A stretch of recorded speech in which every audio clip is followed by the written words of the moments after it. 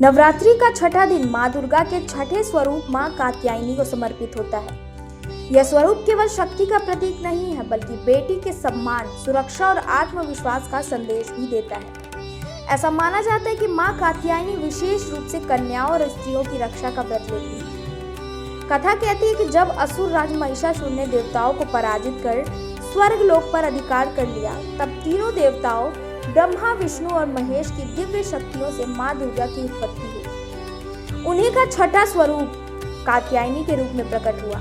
ऋषि कात्यायन के घर में जन्म लेने के कारण इन्हें कात्यायनी कहा गया।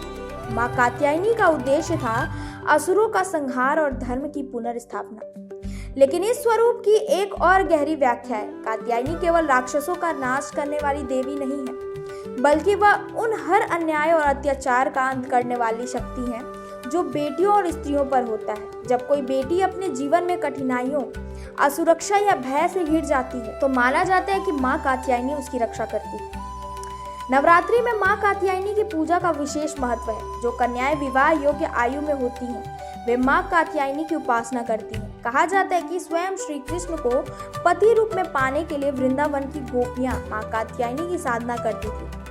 इससे यह विश्वास और दृढ़ होता है कि माँ कात्यायनी स्त्रियों की इच्छाओं को पूरा करती है और उनके जीवन में सुरक्षा तथा सौभाग्य का आशीर्वाद देती है। आज के समय में जब बेटियां समाज में चुनौतियों का सामना करती हैं, तो माँ कात्यायनी का स्वरूप और भी प्रासंगिक हो जाता है। यह संदेश देता है कि हर बेटी को डरकर नहीं, बल्कि शक्ति और साहस के साथ जीना चाहिए। माँ कात्यायनी के आशीर्वाद से वो अपने भीतर की ताकत पहचानती है और दुनिया की हर चुनौती का सामना करने के लिए तैयार होती है। नवरात्रि की पूजा में जब भक्त माँ कात्यायनी का स्मरण करते हैं, तो यह केवल एक धार्मिक परंपरा नहीं होती, बल्कि एक संकल्प होता है बेटियों की सुरक्षा, सम्मान और समान अधिकार का।